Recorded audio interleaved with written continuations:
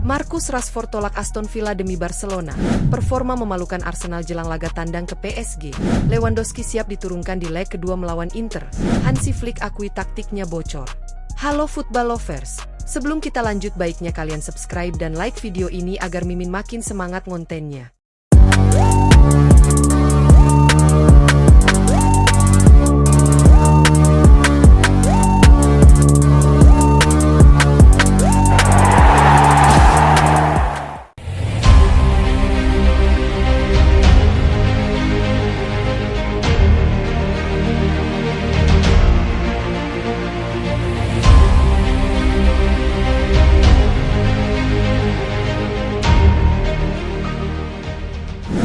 Marcus Rashford dikabarkan menolak tawaran untuk bergabung secara permanen dengan Aston Villa dan lebih memilih untuk mengejar transfer impiannya ke Barcelona pada musim panas ini. Meskipun Aston Villa memiliki opsi untuk membeli Rashford seharga 40 juta pound, sang pemain tidak tertarik untuk melanjutkan karirnya di Villa Park. Sebaliknya, Rashford dilaporkan bersedia menerima pemotongan gaji demi mewujudkan kepindahannya ke Camp Nou. Selama masa peminjamannya di Aston Villa, Rashford tampil impresif dengan mencetak 4 gol dan memberikan 5 assist dalam 17 penampilan di semua kompetisi. Namun, cedera hamstring yang dialaminya baru-baru ini diperkirakan akan mengakhiri musimnya lebih awal. Keputusan Rashford untuk menolak Aston Villa dan mengejar transfer ke Barcelona menunjukkan ambisinya untuk bermain di level tertinggi sepak bola Eropa. Meskipun gaji tinggi yang diterimanya di Manchester United menjadi tantangan bagi banyak klub, Rashford tampaknya siap untuk berkompromi demi mewujudkan impiannya bermain untuk klub raksasa Spanyol tersebut.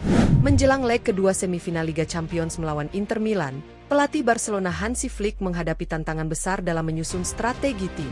Kemenangan tipis 2-1 atas Real Valladolid di La Liga, meskipun penting untuk perburuan gelar domestik, justru mengganggu rencana Flick untuk laga krusial di Eropa. Cedera yang dialami oleh Dani Rodriguez dan kelelahan pemain utama seperti Gavi memaksa Flick untuk melakukan rotasi yang tidak diinginkan, mengganggu persiapan idealnya untuk menghadapi Inter. Situasi semakin rumit dengan absennya bek kiri utama, Alejandro Balde, yang dipastikan tidak akan tampil di Milan akibat cedera. Sebagai solusi darurat, Flick mempertimbangkan untuk menempatkan Inigo Martinez, seorang bek tengah, di posisi bek kiri, dan Eric Garcia di sisi kanan. Formasi ini sebelumnya digunakan saat leg pertama di Montjuic dan berhasil menahan imbang Inter 3-3, namun tetap menjadi pertaruhan besar dalam laga tandang yang menentukan. Kabar baik datang dari Robert Lewandowski, yang telah pulih dari cedera dan siap bermain selama 35-40 menit di Milan. Kehadirannya diharapkan dapat menambah daya gedor Barcelona dalam upaya menembus pertahanan solid Inter.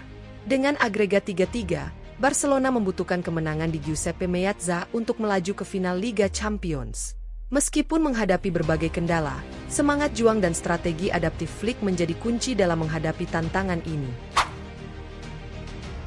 Arsenal menghadapi tantangan berat menjelang leg kedua semifinal Liga Champions melawan Paris Saint-Germain setelah mengalami kekalahan mengejutkan 1-2 dari Bournemouth di kandang sendiri dalam lanjutan Premier League.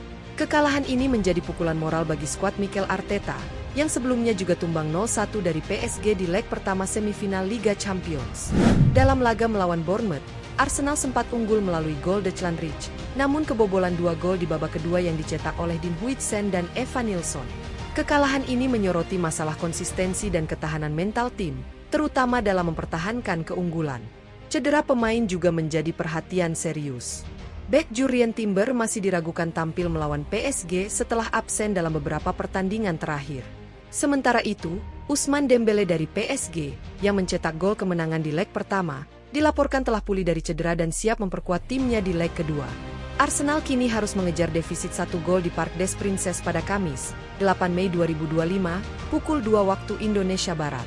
Dengan kondisi tim yang kurang ideal dan tekanan besar, Arteta dituntut untuk meramu strategi efektif guna membalikan keadaan dan mengamankan tiket ke final Liga Champions.